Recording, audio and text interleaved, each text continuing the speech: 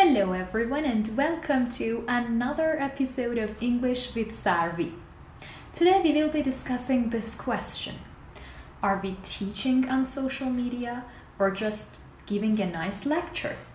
First of all, I need to thank ELT Tips and its caring owner Arash Sufivand, my not very old friend and colleague, for raising attention towards teaching English on social media, which is both new and challenging. And I do recommend not a quick glance, but a detailed study on his Instagram page if you want to be a teacher or you're one already. Alright, let's get started. We all know that learning English is not like baking a cake or building a small wooden ship that I can just download a tutorial and be done with it. I need to be engaged in a lesson. I need to feel the need first.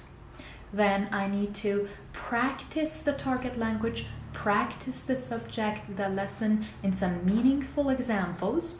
And in the end, I need some real life-like situations so that I can produce the language. Well, this is what usually happens in a real class. Now let's see what happens on social media. Let's say I want to teach apple. I hold an apple in my hand, I start biting it in a fancy way, or not, and then I will start getting repetitions from you, my audience. Apple, let me hear you. Apple, yes, this is an apple. به این میگن سیب. And it's done. But has really learning happened here? I know that one of the most important factors of learning a language as a student is to get enough exposure. And so far, I've earned it. But can I really use apple in some meaningful context next time that I face with it? What happens to more abstract vocabulary items or structures? Can I show you a picture like this that says everything about present simple and then trust that next time you want to talk about your daily routines, you will use present simple? Or can I explain present simple in your first language, tell you all its secrets, and trust that next time that you want to talk about what you usually do on Monday mornings, you will use it? I guess not. First thing I want to do is to ask teachers for help. If you are a teacher, this means that you're already familiar with ESA, which is the main plan or procedure of teaching English to learners. But how can I make it work on social media?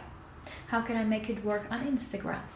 If you are a teacher and an influencer with a page on social media that teaches English to a large audience, you can help me even more. How do you engage your students? How do you make them practice the target language? Do you follow them afterwards? What follow-up activities do you usually give them?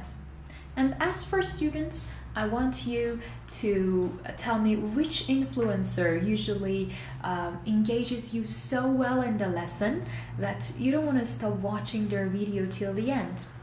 What do they do? How do they engage you? Do they follow you afterwards? Do you need a follow-up task to learn the language? I already know some influencers that I will be mentioning them in the caption down here.